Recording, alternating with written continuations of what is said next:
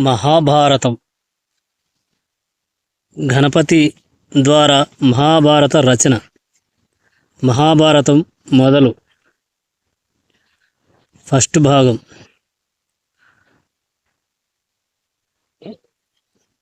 మహాభారతం మొదటి భాగం. ఓం నమో నారాయణాయ. ఓం కృష్ణం వందే జగద్గురు. జై శ్రీకృష్ణ. పరాశర మహర్షి కుమారుడే వ్యాసుడు. ఆయన వేదాలు రాశాడు. అందువల్ల వేదవ్యాసుడు అయ్యాడు. మహాభారతం కూడా ఆయనే రాశాడు. వ్యాసుడు సృష్టికర్త. బ్రహ్మను ఊహించగా ఆయన ప్రత్యక్షమయ్యాడు. వ్యాసుడు సృష్టికర్త. బ్రహ్మను ఊహించగా ఆయన ప్రత్యక్షమయ్యాడు. వ్యాసుడు బ్రహ్మకు సాష్టాంగదండ ప్రణామం చేసి ఇలా అన్నాడు: స్వామి, నేనొక గొప్ప గ్రంథాన్ని ఊహించాను. నేనది చెప్తుండగా సమర్థవంతంగా రాయగలవారు ఎవరన్నది ఊహించలేకపోతున్నాను. బ్రహ్మ వ్యాసుణ్ణి మెచ్చుకుంటూ, ఓ పురుషోత్తమా, దాన్ని గణపతిని రాయమని కోరు అని చెప్పి అంతరార్థనమయ్యాడు. వ్యాసుడు గణపతిని మనస్సులో తలచుకున్నాడు. మరుక్షణంలోనే వ్యాసుని ముందు గణపతి నిలిచాడు. గణపతిని యథోచితంగా గౌరవించాడు. తర్వాత, ఓ గణపతి ప్రభువు, నేను మహాభారతం కథ చెప్తాను. దయ ఉంచి మీరు కథను రాయాలని కోరుతున్నాను అన్నాడు. గణపతి వ్యాసుడిని ఉద్దేశించి, బాగుంది, మీరు కోరిన ప్రకారమే రాస్తాను. కానీ నేను రాయడం మొదలుపెట్టాక ఆగకుండా కొనసాగేలా చూడాలి. కనుక మీరు ఆపకుండా, తత్తరపాటు చెందకుండా కథ చెప్పాలి. ఆ ప్రకారం అయితేనే నేను రాయడానికి ఒప్పుకుంటాను అన్నాడు గణపతి. అందుకు వ్యాసుడు అంగీకరించాడు. నేను కూడా ఓ నిబంధన పెడుతున్నాను అని వ్యాసుడు గణపతిని కోరాడు. నేను చెప్పే కథను అర్థం చేసుకున్న తర్వాతే మీరు రాయాలి అన్నాడు వ్యాసుడు. గణపతి చిరునవ్వుతో వ్యాసుని నిబంధనను ఒప్పుకున్నాడు. ఇక వ్యాసుడు మహాభారతం కథను చెప్పడం ప్రారంభించాడు. అప్పుడప్పుడు కొన్ని కఠినమైన ఘట్టాలను ఊహించి చెప్తున్నాడు. గణపతి దాని అర్థం చేసుకొని రాసే సమయంలోనే వ్యాసుడు ముందు చెప్పబోయే విషయాన్ని సిద్ధపరచుకునేవాడు. ఇలా మహాభారత గ్రంథం బయటకు వచ్చింది. ఆ కాలంలో ముద్రణా యంత్రాలు లేవు. జ్ఞాపక శక్తే ఒక పుస్తకం. విజ్ఞానవంతులు, మేధావులు తమ జ్ఞాపక శక్తిని ఉపయోగించి చెప్పే కథలే పుస్తకాలుగా భావించేవారు. వ్యాసుడు ఈ గ్రంథాన్ని తొలుత తమ కుమారుడు శ్రీ శుకుడికి చెప్పాడు. తర్వాత చాలామంది శిష్యులకు చెప్పారు. ఈ మహాభారతం కథను నారదుడు దేవతలకు, శ్రీ శుకుడు గంధర్వులకు, రాక్షసులకు, యక్షులకు చెప్పినట్లు తెలుస్తుంది. బహుజ్ఞానవంతుడు వ్యాసుడి శిష్యుడు అయిన వైశంపాయనుడు ఈ కథను ప్రపంచానికి వెల్లడి చేశాడు. పరీక్షిత్తు మహారాజు కుమారుడు జనమేజయుడు ఓ గొప్ప యాగం తలపెట్టి వైశంపాయనుడిని మహాభారత కథను చెప్పాలని కోరాడు. వైశంపాయనుడు అలాగే చేశాడు. ఇది విన్న సూతుడు నైమిషారణ్యంలోని శౌనకాది ఋషులందరికీ వినిపించాడు.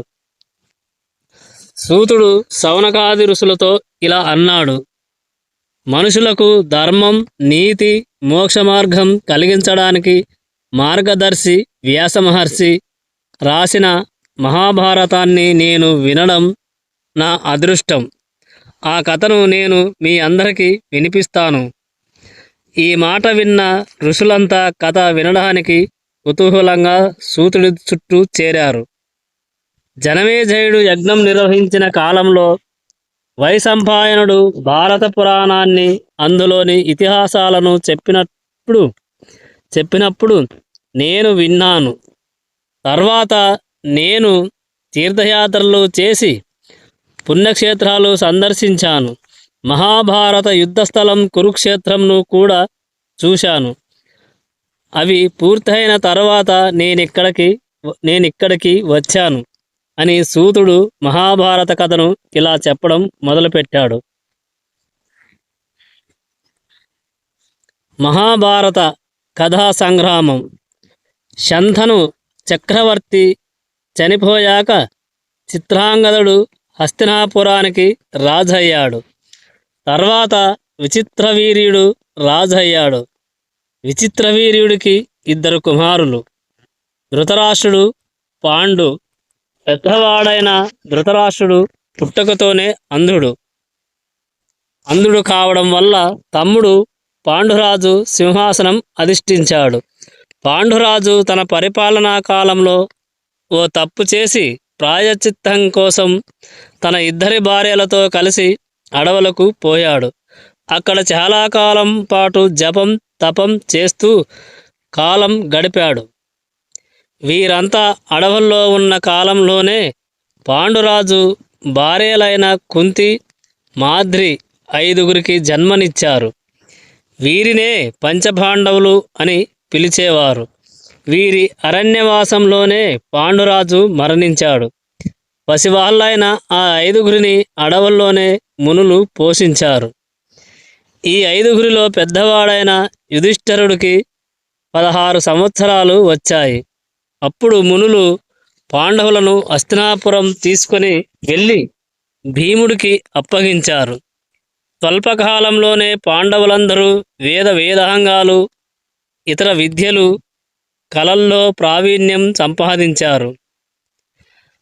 రాజోచితమైన అన్ని విద్యల్లోనూ ప్రవీణులయ్యారు.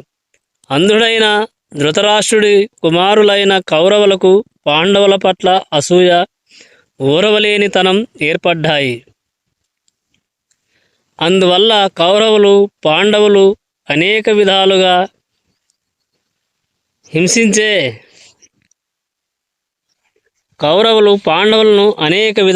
హింసించే ప్రయత్నం చేశారు.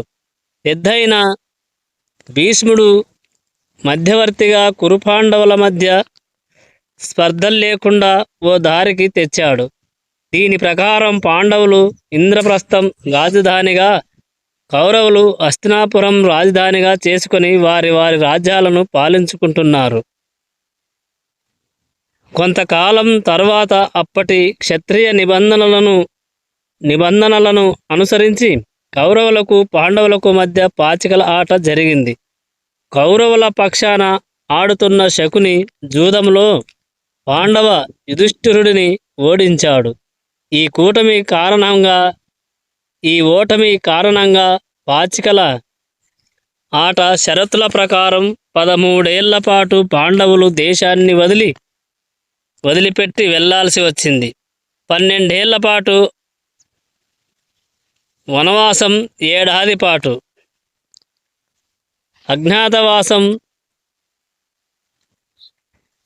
ఏడాది పాటు చేయాల్సి వచ్చింది. ఇది పూర్తి చేసుకొని బయటకు వచ్చిన పాండవులు మళ్ళీ వచ్చి తమ రాజ్యభాగం తమకివ్వాలని దుర్యోధనుణ్ణి కోరారు. దుర్యోధనుడు ఇదివరకే పాండవుల రాజ్యం ఆక్రమించడంతో తాను ఇవ్వబోనని పాండవులకు తేల్చి చెప్పాడు. దీంతో కౌరవ పాండవుల మధ్య యుద్ధం జరిగింది. పాండవులు దుర్యోధనుణ్ణి ఓడించి తమ తండ్రి నెలకొల్పిన రాజ్యాన్ని తిరిగి పొందారు.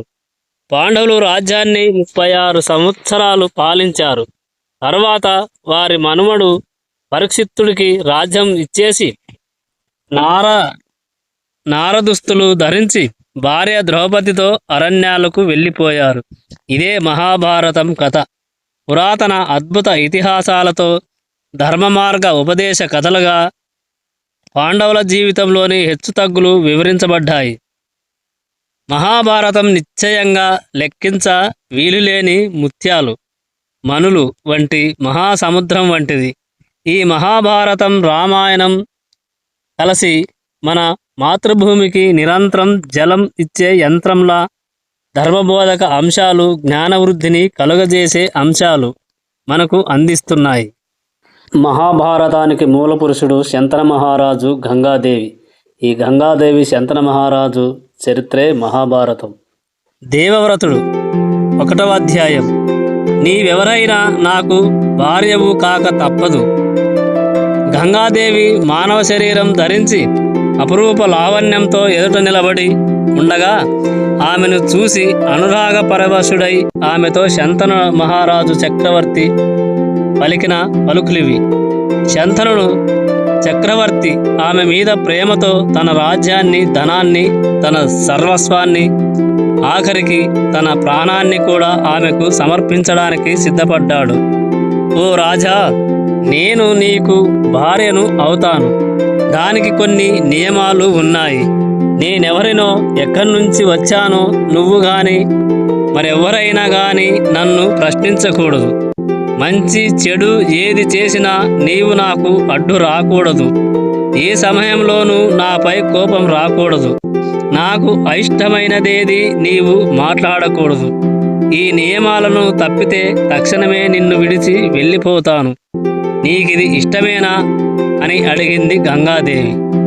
ఆమె పట్ల అనురాగపూరితుడైన శంతనుడు ఆమె నియమాలకు అంగీకారం తెలిపాడు. గంగాదేవి శంతనుడికి భార్య అయ్యింది. ఆమె ఔదార్యం, నడవడి, తన పట్ల ఉన్న అతి ప్రేమ వల్ల శంతనుడి హృదయంలో గంగాదేవికి గాఢమైన స్థానం ఏర్పడింది. ఇద్దరు అత్యంత ప్రేమతో కాలం తెలియకుండా జీవిస్తున్నారు. వారికి చాలామంది పిల్లలు జన్మించారు. పుట్టిన వెంటనే ప్రతి శిశువును గంగాదేవి నదిలో పడేస్తుంది. తిరిగి శంతనుడి వద్దకు నవ్వు ముఖంతో వస్తుంది. ఆమె చర్య శంతనుడికి రాక్షసమైనదిగా అనిపించినా తన హృదయ వేదనను అణుచుకొని అంతకుముందు ఆమెకిచ్చిన వాగ్దానాన్ని పాటిస్తున్నాడు. మౌనం వహిస్తున్నాడు. ఆమె ఎవ్వరో, ఎక్కడి నుంచి వచ్చిందో, పిల్లలను గంగానదిలో ఎందుకు పాడేస్తుందో శంతనుడు తనలో తానే ఆశ్చర్యంతో ప్రశ్నించుకుంటున్నాడు. ఆమెతో వివాహ సమయంలో తానిచ్చిన వాగ్దానం మేరకు ఆమెను నిందించడానికి గాని బతిమాలడానికి గాని సాహసించలేదు. ఇలా ఆమె 7 పిల్లలను గంగానదిలో పారవేసింది. 8వ శిశువు జన్మించగానే నదిలో పాడవేయబోయే ప్రయత్నం చేయబోగా శంతనుడు తన మనస్సును ఆపుకోలేకపోయాడు. ఆగు, ఆ అమాయక పసికందులను చంపడం ప్రకృతి వ్యతిరేక ఘాతుక చర్య. నీకెందుకీ పట్టుదల అని శంతనుడు ఆమెను వారించాడు. ఓ చక్రవర్తి, నీవు నాకు ఇచ్చిన వాగ్దానాన్ని మరచిపోయావు. నీ మనస్సు పిల్లలపై లగ్నమై ఉంది. ఇంకా నీకేమి అవసరం? నేను వెళ్తున్నాను. నేను ఈ శిశువును చంపను. కాని నీవు నా సుగుణ దుర్గుణాలను ఎంచకముందు నేను చెప్పే కథను విను. దేవతలతోనూ మానవులతోనూ పూజింపబడే గంగను నేను. వశిష్ఠుడి శాప కారణంగా మనిషి రూపంలో ఇలాంటి ఘాతుక కృత్యాలను చేయాల్సి వచ్చింది. వశిష్ఠుడు 8 మంది పిల్లలను మానవ గర్భం నుండి జన్మించాలని శాపం పెట్టాడు. ఆ విధంగా నీ వల్ల నేనా పిల్లలకు తల్లినయ్యాను. 8 మంది పిల్లల జన్మకు కారకుడవైనందుకు నీకు స్వర్గలోక ప్రాప్తి కలుగుతుంది. నేను నీ కనిష్ట కుమారుడిని కొంతకాలం పెంచి పెద్ద చేసి అతన్ని నా ప్రసాదంగా నీకిస్తాను అని చెప్పి శిశువు సహా గంగాదేవి అదృశ్యమైంది. కాలక్రమంలో భీష్ముడు పేరుతో పిలిచే మహానీయుడే ఆ శిశువు.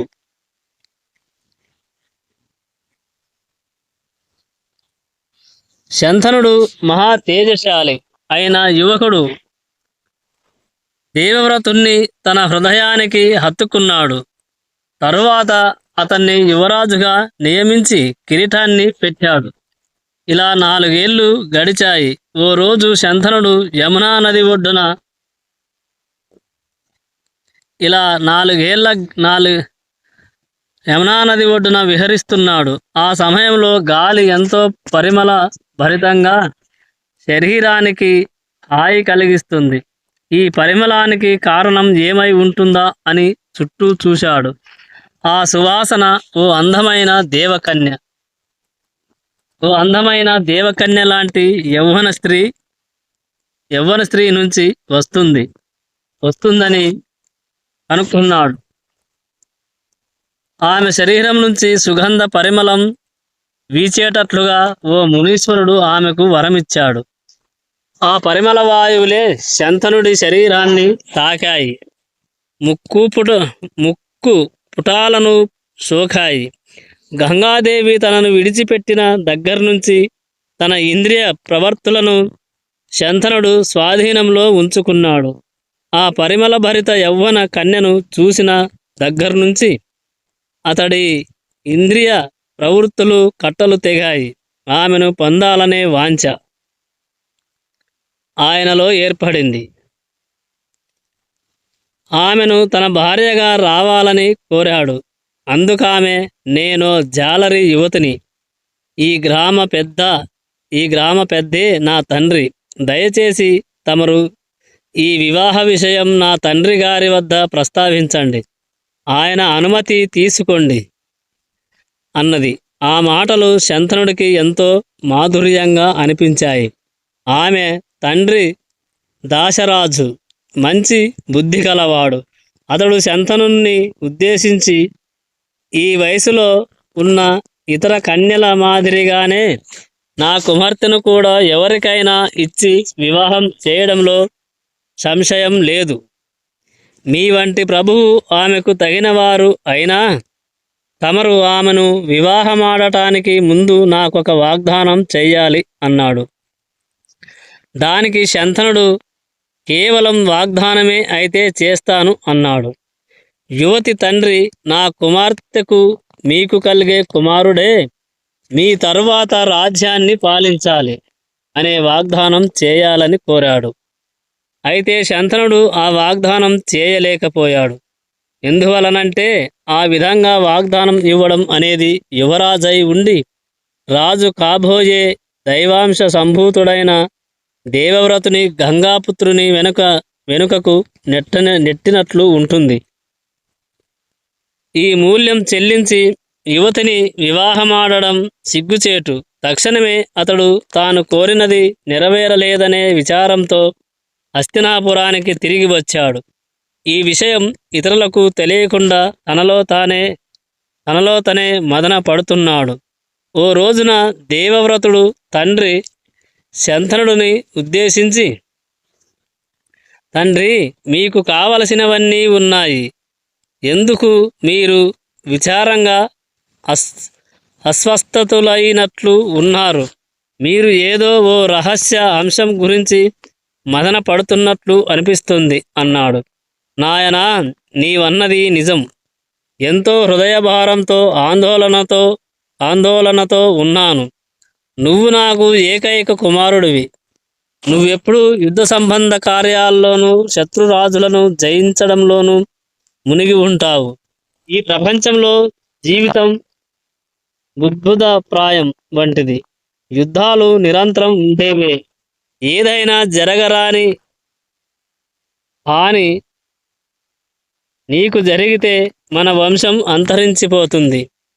నీవు 9 కుమారులకు సమానం. జ్ఞానులు వేదవేత్తలు ఏమంటారంటే, క్షణ భంగురమైన ఈ ప్రపంచ సృష్టిలో ఏకైక కుమారుడిని కలిగి ఉండటం అతడు లేనట్లుగానే తలంచాలి.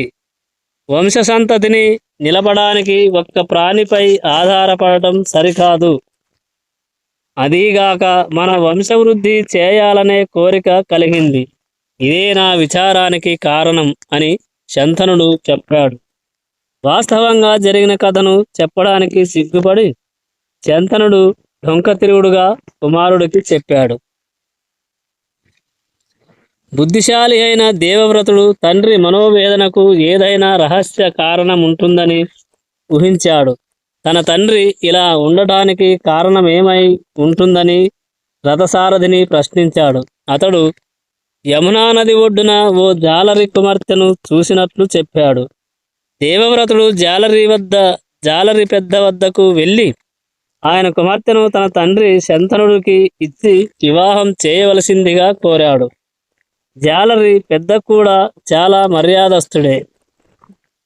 అతడు దేవవ్రతుడితో ఇలా అన్నాడు. దేవవ్రతుడు అంటే భీష్ముడు. భీష్మ ప్రతిజ్ఞ చేయకముందు అతని పేరు దేవవ్రతుడు. దేవవ్రతుడితో ఇలా అన్నాడు. నా కుమార్తె నిశ్చయంగా రాజుకు భార్య కాదగినదే. అప్పుడు ఆమె కుమారుడు రాజు కావద్దా? మీరేమో యువరాజుగా ఉన్నారు. మీ తండ్రి తర్వాత మీరే రాజు అవుతారు. ఈ అంశమే మా కుమార్తెతో మీ తండ్రి గారి వివాహానికి అడ్డుగా ఉంది అని అన్నాడు. దేవవ్రతుడు జాలరి పెద్దతో, నేను చెప్పేది వినండి. ఇదే నా వాగ్దానం. నీ కుమార్తెకు జన్మించిన కుమారుడే రాజు అవుతాడు. ఇది నిశ్చయం. అలాంటి కుమారుడి కోసం నాకున్న యువరాజ్యాధికారము, తరువాత లభించే రాజు అధికారము వదిలివేస్తున్నాను అని దేవుని సాక్షిగా ప్రమాణం చేశాడు. జాలరి పెద్ద దేవవ్రతుణ్ణి ఉద్దేశించి, ఓ భారత వీర శ్రేష్ఠుడా, ఇప్పటి వరకు ఏ క్షత్రియ వంశస్థుడు చేయని కార్యం నీవు చేశావు. నిశ్చయంగా మీరు మహావీరులు. నా కుమార్తెను మీ తండ్రి గారి వద్దకు తీసుకువెళ్ళండి. యువతి తండ్రిగా నేను చెప్పే ఈ మాటలను శ్రద్ధగా వినండి. మీరు సత్యవాక్కు కలవారు, ప్రతిజ్ఞను నిలుపుతారని నాకు తెలుసు. కానీ మీ కుమారులు న్యాయంగా వారికి చెందవలసిన రాజ్యం గురించి ఊరుకుంటారా? మీ కుమారులు కూడా మీ వలనే గొప్ప వీరులు అవుతారు. వారే రాజ్యం ఉంచుకునే ప్రయత్నం చేస్తే వారిని అడ్డుకునేదెవరు? ఈ అంశమే నన్ను బాధిస్తుంది అన్నాడు జాలరి. జాలరి పెద్ద మాటల్లో ఇమిడి ఉన్న కఠిన సమస్యను అవగాహన చేసుకున్నాడు దేవవ్రతుడు. అయినా తండ్రి అభిమతాన్ని గౌరవించదలచి జాలరి పెద్దతో ఇలా అన్నాడు. ఇదే నా కఠిన ప్రమాణం. నేనసలు వివాహమే చేసుకోను. నిరంతర బ్రహ్మచర్యానికే నా జీవితాన్ని ధారపోస్తాను అంటూ 2 చేతులు పైకి జోడించి చెప్పాడు. వైరాగ్యపూరిత ప్రమాణం చేశాడు దేవవ్రతుడు అనగా భీష్ముడు. దేవతలు దేవవ్రతుడిపై పుష్పవర్షం కురిపిస్తూ భీష్మ అని పలికారు. భీష్మ అంటే ఓ కఠిన ప్రతిజ్ఞ చేసి దాన్ని తూచా తప్పకుండా అమలు చేసేవాడు అని అర్థం. భీష్మ అనే పేరు ఆ క్షణం నుంచి దేవవ్రతుడికి స్థారకనామం అయింది. తరువాత భీష్ముడు జాలరి పెద్ద కుమార్తె సత్యవతిని తోడ్కొని తన తండ్రి శంతనుడికి అప్పగించాడు. శంతనుడికి సత్యవతి వల్ల 2 కుమారులు జన్మించారు. వారే చిత్రాంగదుడు, విచిత్రవీర్యుడు. వీరిద్దరూ ఒకరి తర్వాత మరొకరు రాజ్యాన్ని పాలించారు. విచిత్రవీర్యునికి 2 కుమారులు కలిగారు. ఒకరు ధృతరాష్ట్రుడు, మరొకరు పాండు రాజు. విచిత్రవీర్యుని ప్రథమ భార్య అయిన అంబికకు ధృతరాష్ట్రుడు జన్మించాడు. రెండవ భార్య అంబాలికకు పాండురాజు పుట్టాడు. ధృతరాష్ట్రుడికి 9 కుమారులు కలిగారు. వీరిని కౌరవులు అన్నారు. పాండురాజుకు 5 కుమారులు కలిగారు. వీరు పాండవులు అనే ఖ్యాతి గడించారు. భీష్ముడు తమ వర్గం వారందరితోనూ గొప్ప గౌరవాన్ని పొందుతూ చాలా కాలం జీవించాడు. అతడు కురుక్షేత్ర మహాయుద్ధం అనంతరం వరకు జీవించాడు. వంశవృక్షం శంతనుడికి గంగాదేవి వల్ల భీష్ముడు, సత్యవతి వల్ల చిత్రాంగదుడు, విచిత్రవీర్యుడు జన్మించారు. విచిత్రవీర్యుడికి అంబిక వల్ల ధృతరాష్ట్రుడు జన్మించాడు. ధృతరాష్ట్రుడికి కౌరవులు జన్మించారు. విచిత్రవీర్యుడికి అంబాలిక వల్ల పాండు రాజు జన్మించాడు. పాండుకు పాండవులు జన్మించారు.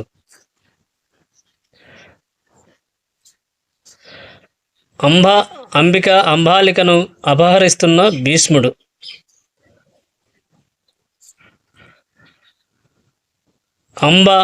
భీష్ముడు సత్యవతి కుమారుడైన చిత్రాంగదుడు ఒక గంధర్వుడితో యుద్ధం చేసి మరణించాడు.